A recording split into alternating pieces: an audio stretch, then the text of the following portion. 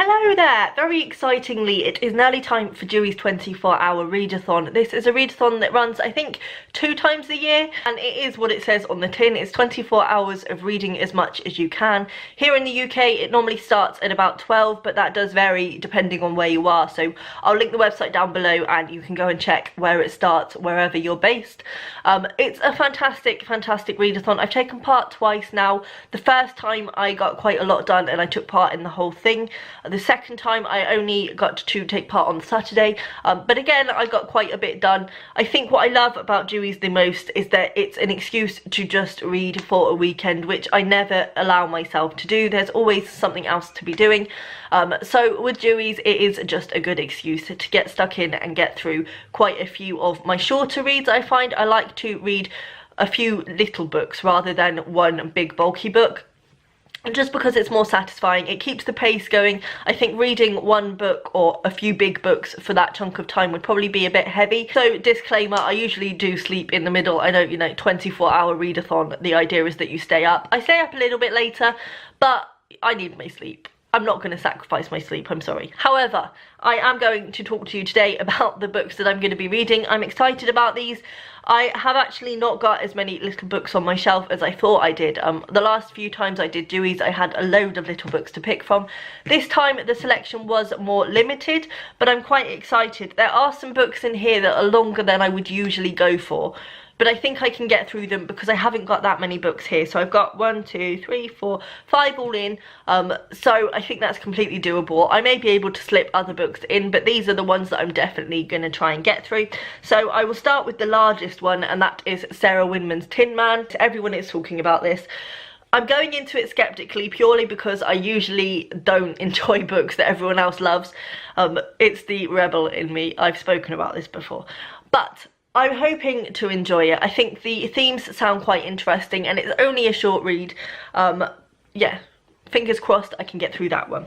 Then I am going to be rereading Virginia Woolf's A Room of One's Own. I actually read this during my first Dewey's and I really thoroughly enjoyed it, and it was an easy read to get through. I've been craving to re-experience it, and I think this would be the perfect chance to do so, and it would be kind of nice because it's a Dewey thing. I think it could become a theme. Then I have got Julian Barnes' The Sense of an Ending. This one is slightly longer than I would like for a readathon book, although it hasn't got that much writing to a page. I think it's probably doable. I have had this on my shelf for a very long time and have been really skeptical to get to it because I think Julian Barnes is probably going to be an author that I don't like. I just get that vibe from what people have said about him and what people have experienced from his books. I think he's going to be an author that I find it difficult to get behind. That said, I think this is a Marmite book, and I think you either love it or hate it. And going back to before I read John McGregor's If Nobody Speaks of Remarkable Things, I felt very similar feelings towards that I wouldn't like it because everyone says it's pretentious and a bit carried away with itself, and it was the best book I've ever read. So, this could astound me, and as I say, it does seem to be Marmite. I've heard a few people who absolutely love it, but the majority of people seem to really not like it. So we'll see. I'm skeptical, but I'm going to get it read. I'm also hoping to pick up Ernest Hemingway's Winner Take Nothing.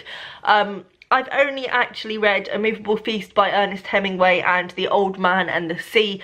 I think he's an author that is possibly, his personal views are too different to my own. I don't normally say that. I'm normally very much about the book rather than the person who wrote it, but I think the themes that Ernest Hemingway sometimes discusses in terms of bullfighting and sort of man's fight against nature, it's difficult for me to read because I really don't like that kind of thing. Even with The Old Man and the Sea, which wasn't that bad, it was about man against nature and all of that, and there were some distressing parts in there, but it was just about copable. But I think the stuff where he talks about bullfighting would just be too much for me. I couldn't be dealing with it, so I haven't picked up any more of him, but I've had this on my shelf for a while. It's a short story collection from what I can tell. I think for the most part it's just about the lives of people who are struggling to get by in their day-to-day existence, which is something I can get behind. Fingers crossed the picture on the cover is, I'm just going to put that down because it's not very pleasant.